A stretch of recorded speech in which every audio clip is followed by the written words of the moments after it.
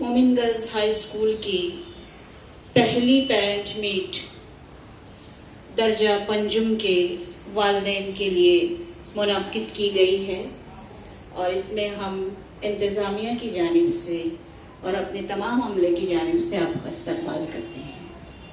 میں اپنی گفتگو شروع کروں اس سے پہلے میں ایک سوال ضرور پوچھنا چاہتی ہوں کہ آپ نے اس اسکول کا انتخاب کیوں کیا؟ بہت سی اسکولیں ہیں ہمارے شہر میں، گلیوں میں، محلوں میں۔ آپ نے کچھ سوچا ہوگا، یقیناً ہم کوئی بھی چیز چنتے ہیں تو کوئی تو ہمارے بات ذہن میں ہوتی ہے۔ تو اس اسکول کو آپ نے اپنے بچی کے لیے چنا ہے تو آپ نے کیا سوچا تھا؟ کیوں آپ نے اس اسکول کو چنا ہے؟ میں پہلے اس بات کا جواب ایک ہاتھ کوئی دے دے تو پھر میں آگے اپنی بات بڑھاؤں۔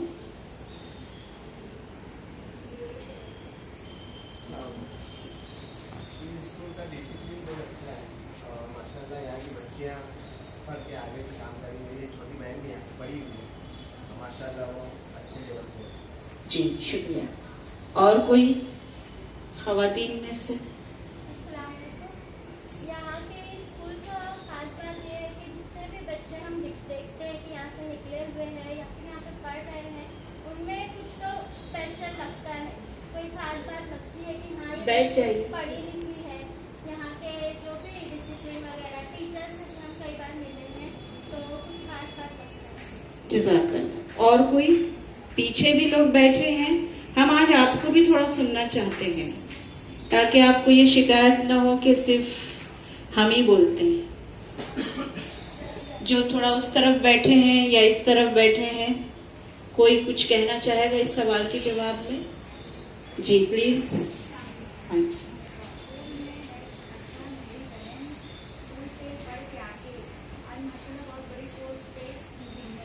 ماشاء اللہ، مبارک ہو آپ۔ جی شکریہ۔ اور کوئی؟ پیچھے تک آواز، جنید سر وہاں پوچھیے، کوئی اس سوال کا جواب دینا چاہتا ہے؟ آپ نے اس اسکول کا انتخاب کیوں کیا؟ ہم سننا چاہتے ہیں آپ کی رائے۔ پلیز اس سیکشن سے کوئی؟ شگفتہ مس، کسی سے کہیے کہ وہ جواب دے اس سوال کا۔ ان کی آواز یہاں تک آئے گی نہیں؟ جی آپ تھوڑا سا پلیز آگے آ جائیں، ہم سن نہیں پائیں گے آپ کو۔ یہاں جگہ بھی ہے، آ جائیے آپ۔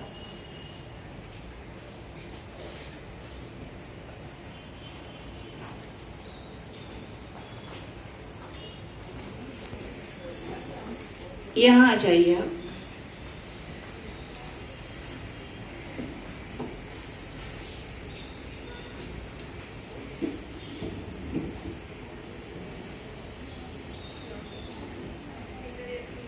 زور سے بولیں تو اور لوگ بھی سنیں گے۔ اسکول میں پڑھائی بھی اچھی ہے اور ہم خود بھی اس اسکول میں پڑھے ہوئے ہیں۔ ماشاء اللہ۔ جی اور ہماری بڑی بچی بھی اسی اسکول سے پڑھ کے نکلی ہے، جی اس لیے ہم اپنی چھوٹی بچی کو بھی اسی اسکول میں پڑھانا چاہتے ہیں، اس لیے ہم نے ایڈمیشن لیا۔ شکریہ، بیٹھیے۔ کوئی اور پیچھے؟ ہم آج ضرور، میں سننا چاہتی ہوں آپ کو، کیونکہ ہمارا ایک المیہ یہ بھی ہے کہ جہاں پر ہم کو خاموش رہنا چاہیے ہم وہاں چلاتے ہیں، اور جہاں ہم کو بولنا چاہیے وہاں ہم خاموش رہ جاتے ہیں۔ یہاں ہم یقیناً ہماری کوشش رہی ہے کہ ہم والدین کے مشورے یا اگر ان کو کوئی ہم سے شکایت ہے ہم اس کا بھی استقبال کر سکتے ہیں تاکہ اس سے ہم مزید بہتری لا سکیں اپنے کاموں میں۔ تو بالکل نہ سوچیں کہ آپ کے کہنے سے کچھ آپ کے بچے کی پڑھائی پر یا رزلٹ پر فرق پڑے گا۔ یہ ایک اوپن پلیٹ فارم ہے، ہمارے یہاں فریڈم آف ایکسپریشن کا ہمیشہ سے احترام کیا گیا ہے۔ کیا میں یہ سمجھ لوں باقی لوگوں کی خاموشی سے کہ آپ نے بہت سوچ کر اس اسکول کا انتخاب کیا ہے؟ کم سے کم یہاں تو ہاں کہہ دیجئے۔ گڈ، جاگ رہے ہیں سب۔ جی، اگر آپ بیدار ہیں تو پھر ہم سمجھیں گے کہ بچے بھی بیدار ہیں۔ اور آپ کے ایک خوشی میں سمجھتے ہوں اضافے کے لیے میں یہ بتا دوں کہ میں بھی اسی اسکول کی اسٹوڈنٹ ہوں۔ تو اب اس سے زیادہ تو کچھ کہنے کی ضرورت باقی نہیں رہتی. اس لیے بھی نہیں رہتی کہ جب مجھے یہاں پر اس ذمہ داری کے لیے چنا گیا اور میں نے اس ذمہ داری کو قبول کیا، تو پہلا سوال میرے ذہن میں یہی تھا کہ جب میں پڑھتی تھی اور سوچتی تھی کہ اسکول کو کیسا ہونا چاہیے، تو اب میرے پاس موقع ہے کہ میں اسکول کو ویسا بنا سکوں. لیکن تعلیمی مثلث کے 3 کونے ہم بار بار دہراتے ہیں: ایک بچہ، ایک والدین اور دوسرے اساتذہ اور اسکول. اس میں سے ایک کونا بھی اگر ٹھیک نہیں ہے، ٹیڑھا میڑھا ہے، تو مثلث کی شکل بگڑ جاتی ہے. تو 2-3 بنیادی چیزیں ہیں، اس کے بعد ہم پھر آپ کو موقع دیں گے.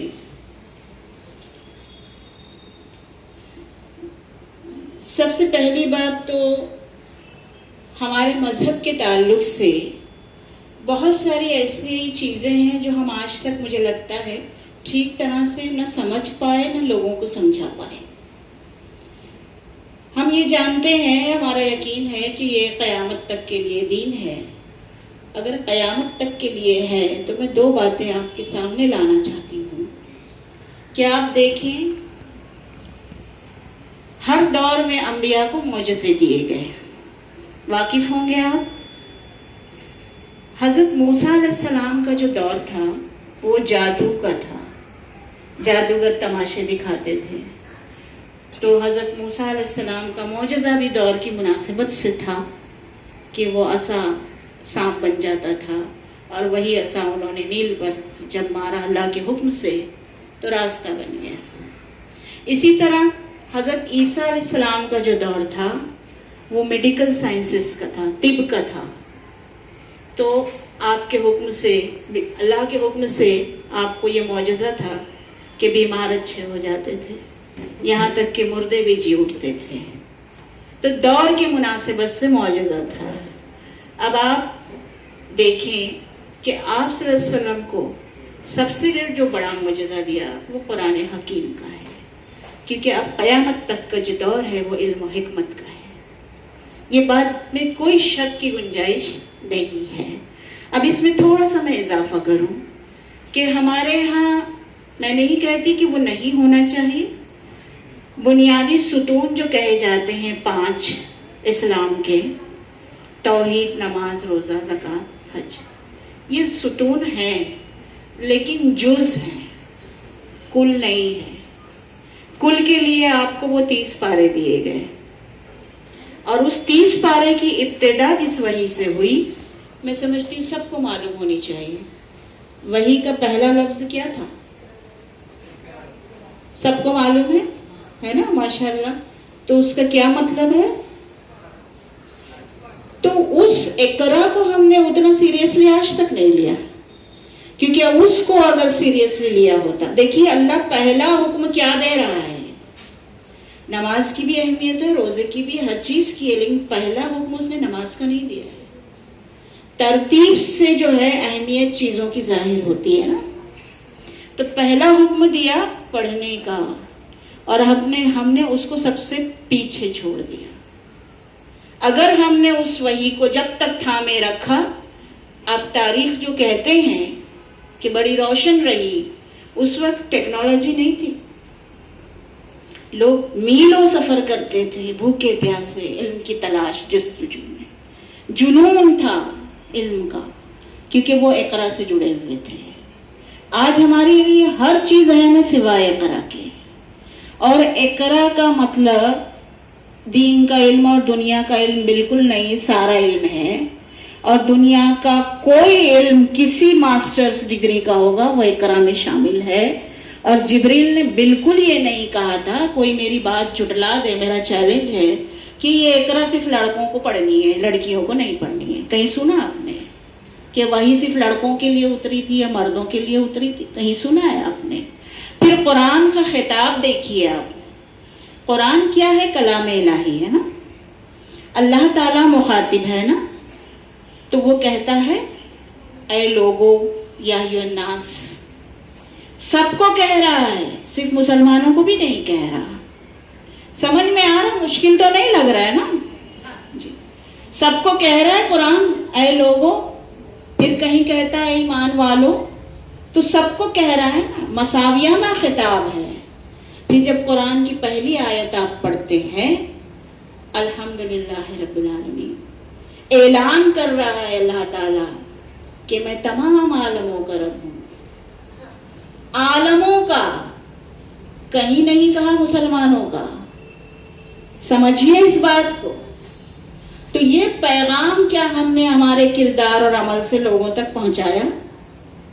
سب سے بڑا اگر ہیومن رائٹ کا کوئی کوٹڈ پیغام ہو سکتا تھا تو وہ الحمدللہ رب العالمین ہے، کہ جس نے یہ کائنات بنائی اس نے اعلان کر دیا کہ میں تمام عالموں کا، ہم تو وہ عالم جانتے بھی نہیں۔ تو اس سے بڑی دلیل کیا ہو سکتی ہے کہ اسلام امن کا مذہب ہے، تمام انسانوں کے احترام کا مذہب ہے؟ اس سے بڑی دلیل کیا ہو سکتی؟ مسئلہ یہ ہے کہ لوگ ہم کو دیکھتے ہیں،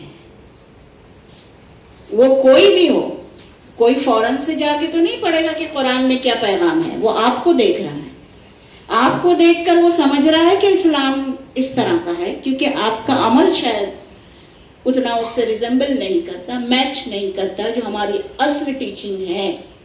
سمجھ میں آ رہی میری بات؟ مشکل لگے تو کہہ دیجئے گا۔ میں آج اس لیے آپ سے یہ بات کر رہی ہوں کہ ہو سکتا ہے انشاءاللہ کہ اگلے 6 سال جب تک آپ کی بچی یہاں رہے اور مجھے موقع نہ ملے کہ میں آپ سب سے مخاطب ہو سکوں، تو آج ہی یہ چیزیں آپ اپنے ذہن میں لے کر جائیے کہ ہماری اسکول کا انتخاب آپ نے کیا ہے تو بالکل صحیح انتخاب ہے، کیونکہ ہماری سوچ کیا ہے، یہی سوچ ہم ان بچوں کو دینا چاہیں گے۔ کیونکہ جس طرح موسم اچھا ہوتا ہے اور کچھ لوگ جن کو شوق ہوتا ہے یا استطاعت ہوتی ہے تو اپنے گھر کے آس پاس پودے لگاتے ہیں، قلمیں لگاتے ہیں پودے کی، تاکہ خوبصورت ہو، ٹھنڈا ہو۔ اسی طرح یہ بچے جو ہیں قلم ہیں، یہ کل سماج میں جائیں گے اور اپنی پہچان اور اپنے کردار سے سماج کو فائدہ اور ٹھنڈک پہنچائیں گے۔ تو یہاں پر جو ان کی ذہن سازی ہوگی، یہ 6 سال بہت اہم ہے۔ پوری لرننگ پیریڈ میں اسٹوڈنٹ کے سیکنڈری سیکشن کے 6 سال سب سے زیادہ اہم ہے، کیونکہ پرائمری سیکشن میں وہ بہت چھوٹا ہے، ابھی کوئی سمجھ اتنی نہیں ہے، لیکن جب وہ اس عمر کے دور سے گزرتا ہے تو وہ مشاہدے کی قوت بڑھتی ہے، تجزیہ کرتا ہے کہ یہ صحیح ہے، یہ غلط ہے، امی نے ایسا کہا تھا، مس نے ایسا کہا ہے، وہاں کانفلکٹ پیدا ہونے لگتے ہیں۔ اور پھر ایک بلوغت کا دور ہے، اس میں تبدیلیاں جسمانی ہوتی ہیں، اس سے خیالات پہ بھی اثر پڑتا ہے، یہ پوری ایک الگ پروسیس ہے۔ تو اس لیے یہ جو پیریڈ ہوتا ہے سیکنڈری سیکشن، یہ بچے کی شخصیت میں تا حیات بہت اہم ہوتا ہے۔ اگر میں آج یہ سوچ پا رہی ہوں یا کہہ پا رہی ہوں تو میں سمجھتی ہوں اس میں اس اسکول کا بڑا عمل دخل ہے، اور یہی ہم چاہتے ہیں۔ یہ ورثہ ہے، ہم نے ان چیزوں کو سمجھنا، لفظوں کو برتنا سوچ چھوڑ دیا ان کے معنی کو سمجھ کر۔ ایک لفظ ہوتا ہے ترکہ، یعنی جائیداد، پراپرٹی، جو بانٹی جاتی ہے والدین سے اگلی نسلوں کو بانٹی جاتی ہے، اور ایک ہوتا ہے ورثہ۔ ورثہ بانٹا نہیں جاتا، جوں کا توں اگلی نسل کو منتقل کیا جاتا ہے۔ تو وہ ورثہ کیا ہوتا ہے؟ وہ زندگی گزارنے کا سلیقہ اور طریقہ ہوتا ہے۔ جب تہذیب کردار میں ڈھلتی ہے تو پھر وہ طریقہ انسان کے اندر سرایت کر جاتا ہے۔ پھر کوئی آپ کو غصہ دلائے گا، آپ غصہ نہیں ہوں گے۔ کوئی آپ کو غلط راستے پر بہت لالچ دے گا، آپ اس کو نظر انداز کر دیں گے۔ تو وہ تہذیب کردار بن کے، سلیقہ بن کے جب آپ کی شخصیت کا آئینہ ہوتی ہے، تب آپ ایک کامیاب انسان کہلاتے ہیں۔ آدمی ایک حیوانی وجود ہے، مادی وجود ہے، انسان روحانی وجود ہے جس سے ہر ایک کو فائدہ پہنچتا ہے۔ پیڑ کو آپ نے دیکھا ہوگا، کبھی اس نے پوچھا اس کے سائے میں جو بیٹھا ہے وہ کون ہے؟ پوچھا ہے؟ دریا کو آپ نے دیکھا ہوگا، کبھی کسی ڈول ڈالنے والے سے اس نے نام پوچھا ہے؟ تو انسان بھی ایسا ہی ہوگا جو یہ تشخیص نہیں کرے گا کہ میرے سامنے کون ہے، وہ دوسرے کا احترام صرف اس لیے کرے گا کہ وہ انسان ہے اور میں بھی انسان ہوں، میرا بھی خالق وہی ہے، اس کا بھی خالق وہی ہے. میں اپنے خالق سے اگر محبت کا دعویٰ کرتا ہوں تو اس کی تخلیق سے بھی مجھے محبت کرنی چاہیے، ورنہ دعویٰ جھوٹا ہے. تو یہ سمجھ کب آئے گی؟ جب وہ ماحول ملے گا، اور اس ماحول میں دو ہی لوگ بچے کے سب سے بڑا کردار نبھاتے ہیں، ایک اساتذہ اور دوسرے والدین. والدین کو تربیت میں جو محنت کرنی پڑتی ہے، اور ابھی میں جب داخل ہو رہی تھی تو مولانا نے والدہ کے حوالے سے بات کہی کہ قدموں کے نیچے جنت ہے. وہ جنت تربیت کے لیے ہے، کیونکہ تربیت میں اس کو فنا ہو جانا پڑتا ہے. ایک بچے کی تربیت کوئی آسان کام نہیں ہے، اور وہ ماں کے وجود کا حصہ ہے. دنیا میں اس کا تعلق تو لوگوں سے بعد میں ہوتا ہے، ماں سے تو اس کا تعلق دنیا میں آنے سے پہلے ہے. وہ جو سوچ رہی ہے وہ سب کچھ لے کر آتا ہے، یا آپ اگر میڈیکل سائنس کو تھوڑا سا پڑھیں یا جانیں تو اس لیے ماؤں کا کردار یقیناً ناقابل فراموش اور سراہنے لائق ہے. ہمارے ایسا اس کو گرانٹیڈ بھی لے لیا جاتا ہے. میں سمجھتی ہوں ہمارے مائیں جتنا ایثار کرتی ہیں اس کا اعتراف بھی ہم کو کرنا چاہیے.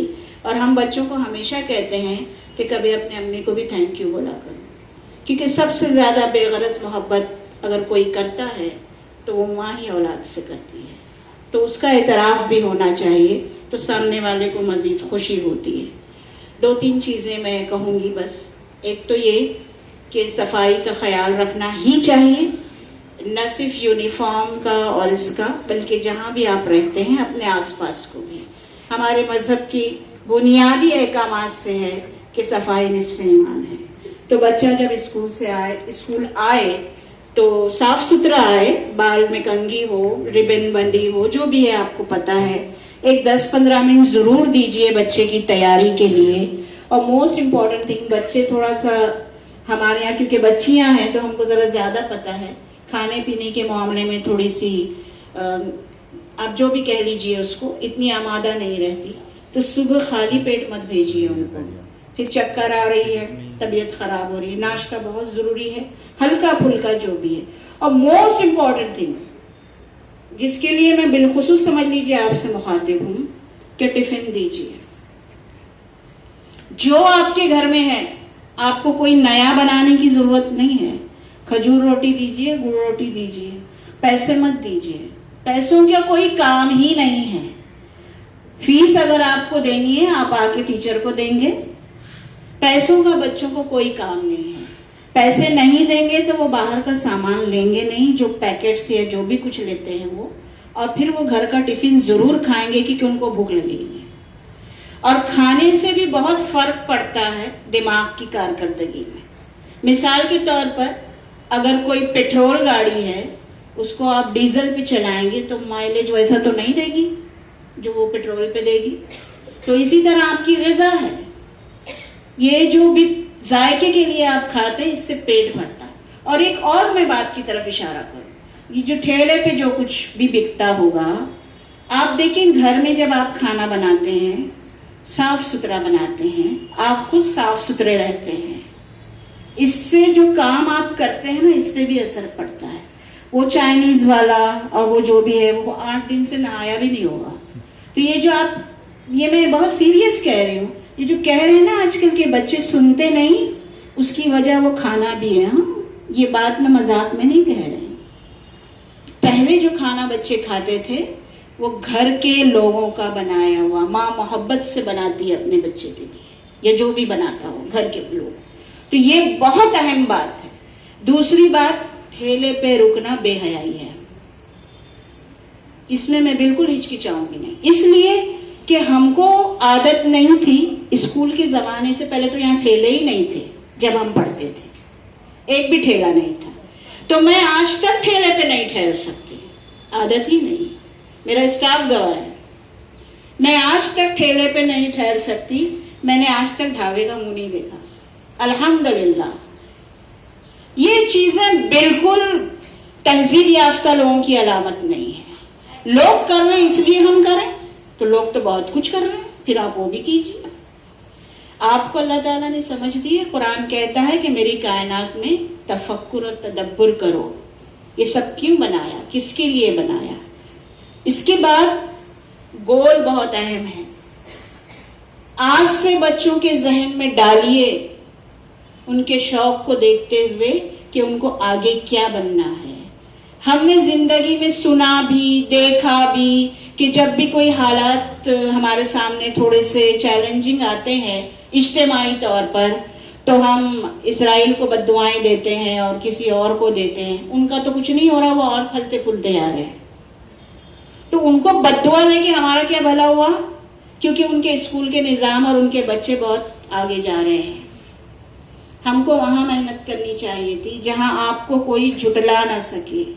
اے پی جے کلام اگر دنیا میں کہیں بھی جاتے ان کو ریڈ کارپٹ ریسیپشن ملتا, کیونکہ انہوں نے اپنے آپ کو اس قابل بنایا. میں ہمیشہ ایک مثال دیتی ہوں کہ جب آپ جھاڑو لگاتے ہیں تو کچرا سمیٹ کے کچرے کے ڈبے میں ڈال دیتے ہیں. کوئی بھی انسان ایسا ہے جس نے کچرے کو تجوری میں رکھا ہو؟ کوئی ہے نہیں نا, کیونکہ بیکار ہے نا. اور اسی کچرے میں کوئی قیمتی شے آپ کو مل جائے, آپ اس کو اٹھائیں گے, صاف کر کے رکھیں گے حفاظت سے. ویسے ہی ہم ہیں, ہم اس سماج کے لیے اگر فائدہ مند ہیں تو وہ ہم کو رکھے گا. یہ اصول ہے اور یہ بچپن سے یہ ذہن سازی ہونی چاہیے. یہ برہمن بار بار جو ہم دیکھتے ہیں خبروں میں یا ادھر, تعداد میں کم ہے لیکن کامیاب ہے, کیونکہ وہ بچپن سے اپنے بچے کے ذہن میں ڈالتے ہیں تلا شکشک ہوا ایسا ہے, تلا ڈاکٹر ہوا ایسا ہے. بچپن سے اس کو کچھ نہیں پتا ہے کہ اس کو کیا پڑھنا ہے ابھی, لیکن گھر سے یہ اس کو سمجھایا جاتا ہے کہ تم کو آگے جا کے یہ کرنا ہے. پھر وہ ویسی محنت شروع, خواب بڑا ہوگا تو تعبیر بڑی ہوگی. ہر بچہ خدا کی جو ہے وہ عطیہ ہے خدا کا, اس نے اس کو بے پناہ صلاحیتیں دے کر بھیجا. آپ اس کو دنیا کے لیے مت ٹریٹ کیجئے. آپ سے سوال ہوگا آپ کے بچے کی تربیت کا, اور تعلیم سے بڑا آپ کیا تحفہ دے سکتے ہیں. جہیز مت جوڑیے, میری ریکویسٹ ہے آپ سے. ایک گلہ لگائیے, دن کے 10 روپے آپ ڈالیے بچے کی تعلیم کے لیے, جو آپ ڈال سکتے ہیں. اس سے بڑا جہیز کوئی نہیں ہے کہ وہ آگے اپنی زندگی ایک باوقار طریقے سے گزار سکے, جو کوئی چھین نہیں سکتا اس سے. کسی چوری کا اس کو خطرہ نہیں ہے. بیٹی ہو یا بیٹا ہو, دونوں کو ایکولی ٹریٹ کیجئے. ہمارے مذہب نے ایسا بالکل نہیں کہا. میں صرف ایک مثال دوں آپ کو کہ حضرت خدیجۃ الکبریٰ کا نام سب نے سنا ہوگا, سنا ہے؟ تو یہ آپ صلی اللہ علیہ وسلم کا جو پہلا عقد ہوا حضرت خدیجۃ الکبریٰ سے, اور عمر میں وہ بڑی تھی آپ صلی اللہ علیہ وسلم سے, آپ کو واقف ہوں گے. اس کے بعد وہ 2 بار بیوہ ہو چکی تھی. ان کا تیسرا عقد ہوا.